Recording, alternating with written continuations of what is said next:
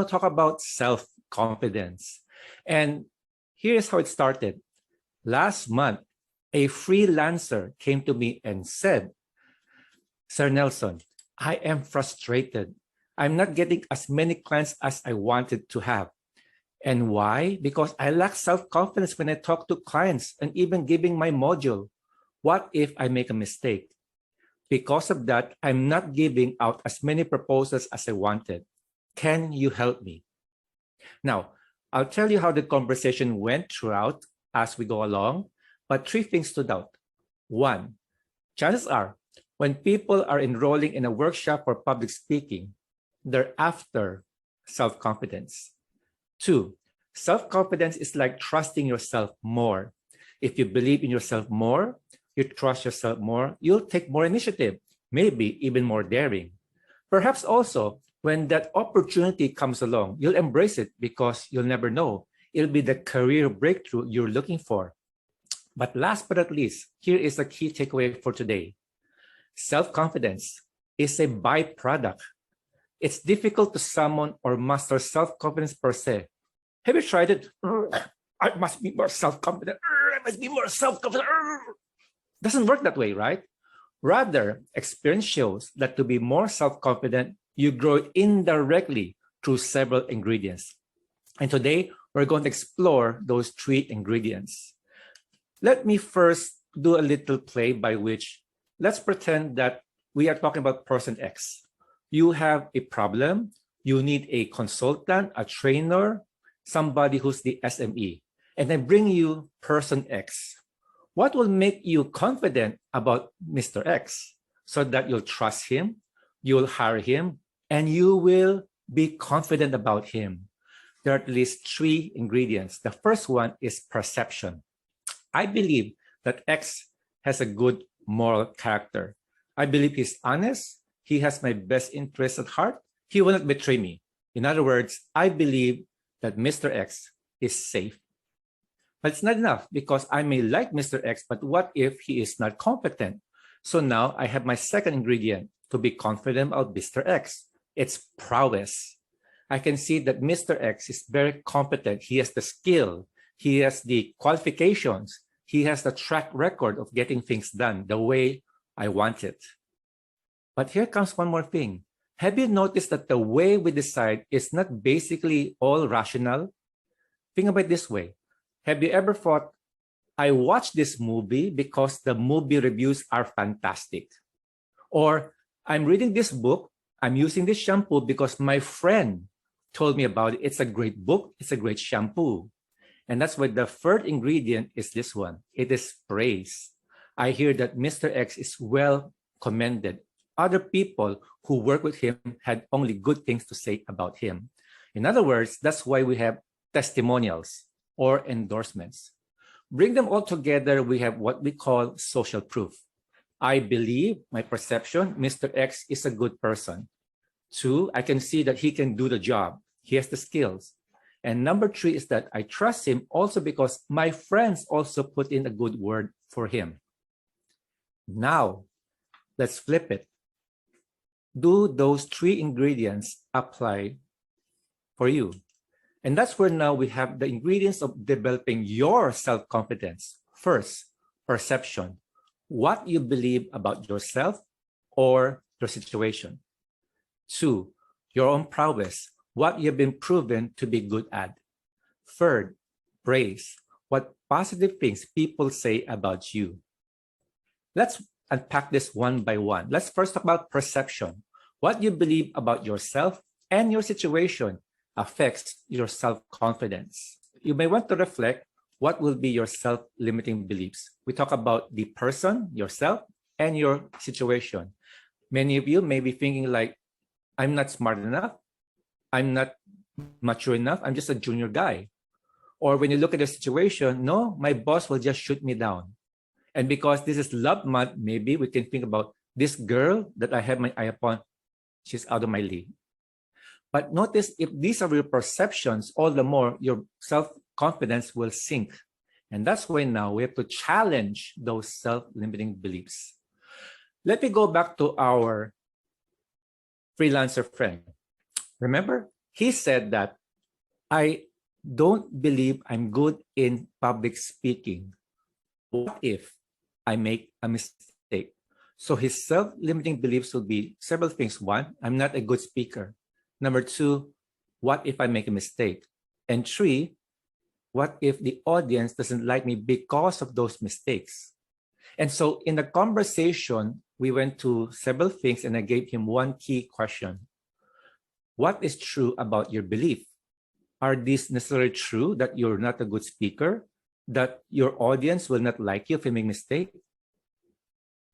And that's where the freelancer had this aha moment. You know, I never knew why I held such perceptions about myself, because I can pull out a survey form or an evaluation form and people tell me that my modules are fun and they have a lot of learning. And when that happened, his perception shifted from negative to positive, from a loss frame to a gain frame. And because of that, he was more confident now in approaching people, making proposals, and getting more business. So what will happen if you have this perception problem and therefore a self-confidence problem? Here are some of the techniques that you may want to apply on yourself. First is to reflect and ask, what is the belief that is holding you back? Why are you not taking more risks? Why are you hesitant to get that new opportunity? What is going to hold you back from making that presentation and therefore be visible to management? Another one is, what needs to be challenged about the belief? Are those ingredients that you believe in necessarily true? What's the evidence? Or better, what's the counter evidence? Like, for example, my friend, he had evidence that he was well accepted after all. And so therefore, his perception about himself being a poor speaker was shattered. And his self-confidence soared like a rocket.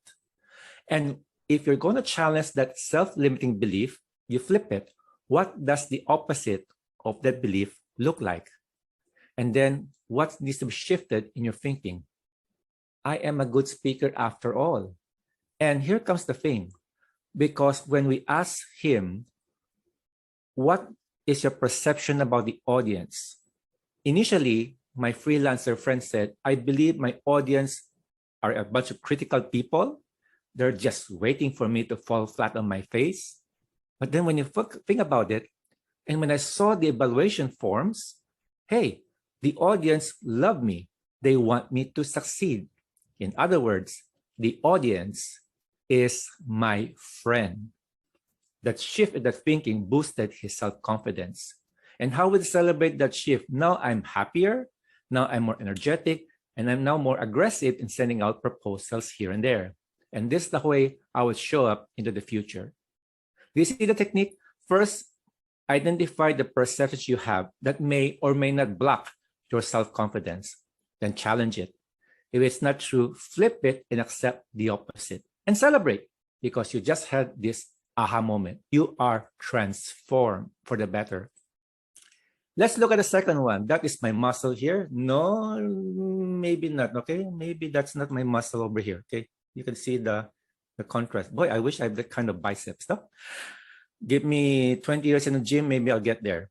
So the second ingredient is prowess, your skill, your talent, your gifts. And here's the principle. Competence leads to confidence. Let me repeat. The more competent you are, the more you're good at something, the more you'll be confident, you'll trust yourself more. And here comes the usual thing. We have perception, good character. With competence, you have the ability, the skill. They go together. Character and competence go together.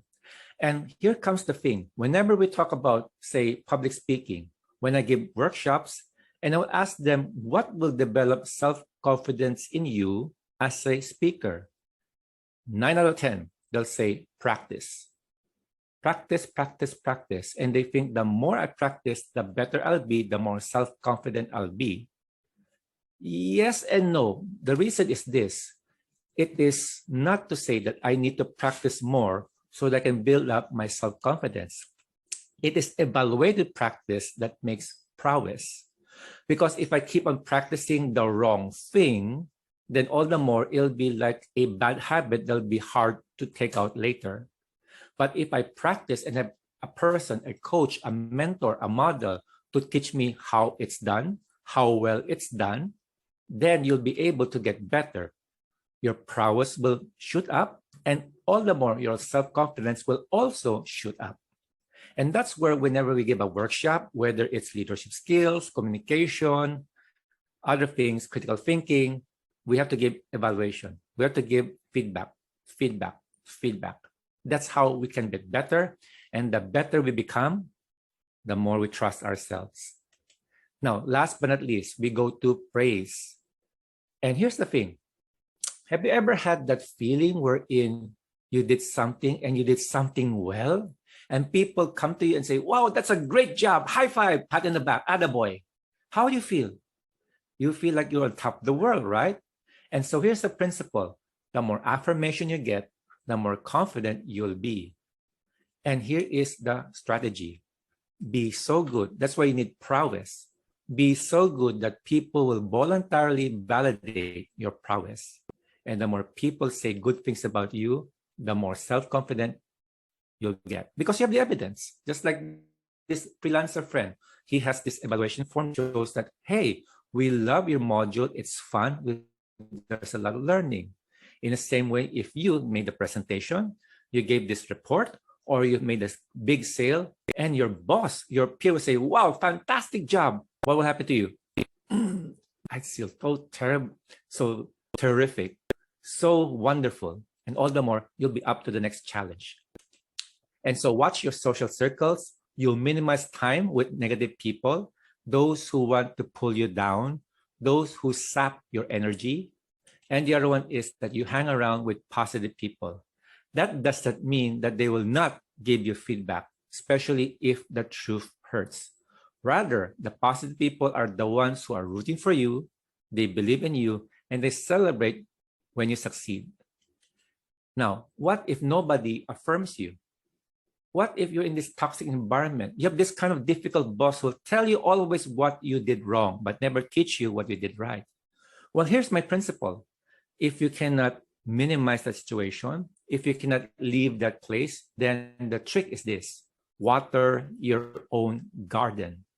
You're responsible for your own self-esteem. You also believe in yourself. Why? You have the perception about yourself. You change your perception about your situation from negative to positive, and you now have the prowess. It's also proven. And therefore, the strategy is make small wins and celebrate. If there's a task that you find yourself, it's overwhelming, it seems that you cannot make it happen, then chop it down into little bite-sized tasks. And whenever you succeed in those small wins, that's a booster, even though it's one small thing at a time. And you celebrate.